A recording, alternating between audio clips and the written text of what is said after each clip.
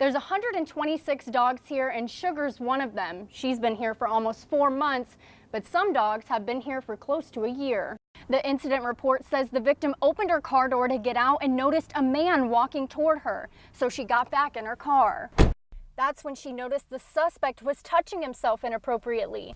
She locked the doors and he jumped on the hood of her car. Deputies I spoke to from the Orange County Sheriff's Office told me the frequency of pedestrian crashes increases on roads like University Boulevard and Alafaya Trail, where pedestrians have more lanes to cross.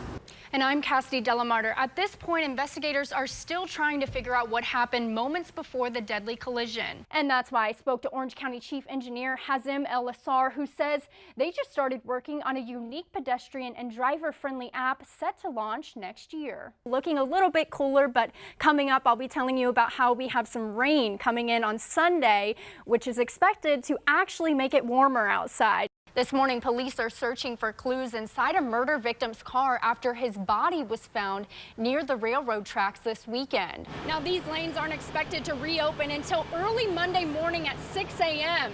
Until then, Orlando officials advise drivers to use Magnolia, Summerlin, and Garland. Thanks, Alex. Florida is under heat, and now so is the UCF Theater Department.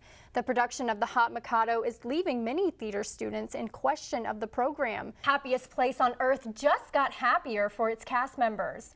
On Thursday, workers voted to approve a new contract to gradually raise the starting minimum wage. It's this device here that will set off an alarm when a criminal opens the pump.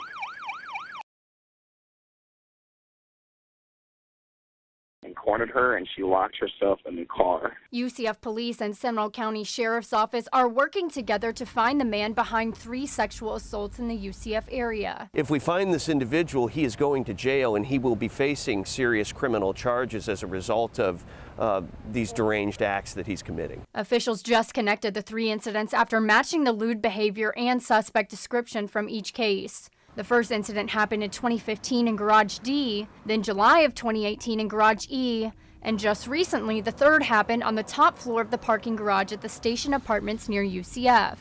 The incident report says the victim opened her car door to get out and noticed a man walking toward her, so she got back in her car.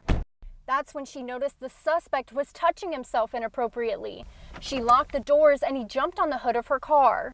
UCF police told Nightly News in an email that the DNA from the incidents match, but there was not a match in the criminal database system, so detectives can't identify him with just the DNA.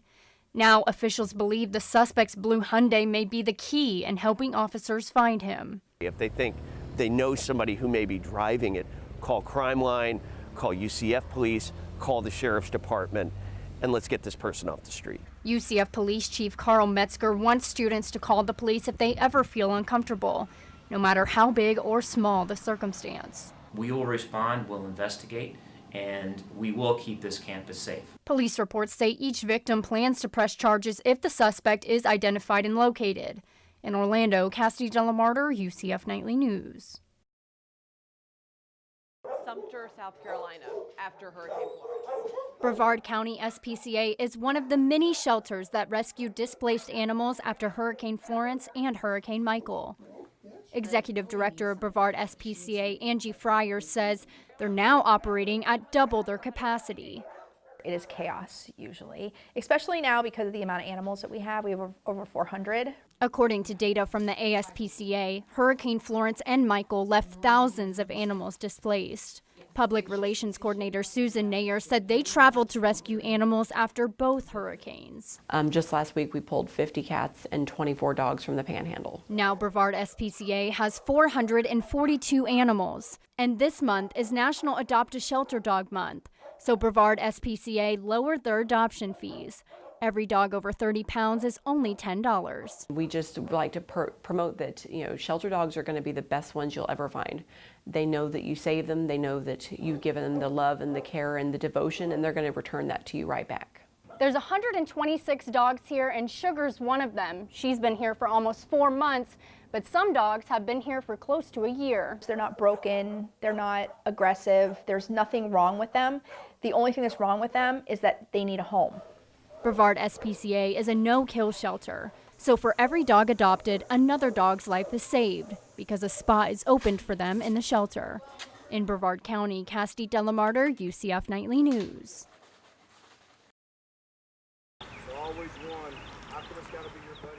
Yesterday, Orange County participated in Best Foot Forward's crosswalk crackdown to reduce the number of pedestrian deaths in Central Florida.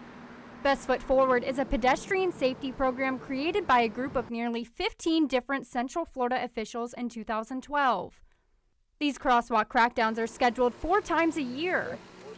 During it, an undercover officer acts as a pedestrian using the crosswalk.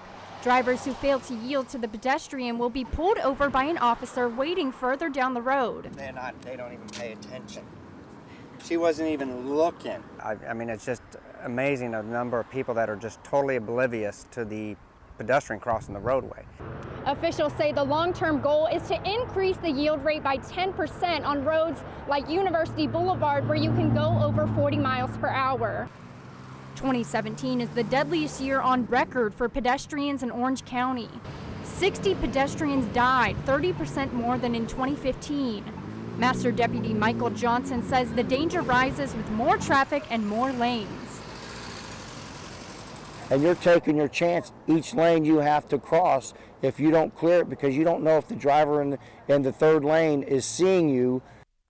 UCF student Jocelyn Baker says she sees drivers fail to yield daily on roads surrounding UCF. People need to not be so distracted. I notice a lot of people slamming on their brakes as someone's crossing the street because they're not paying attention.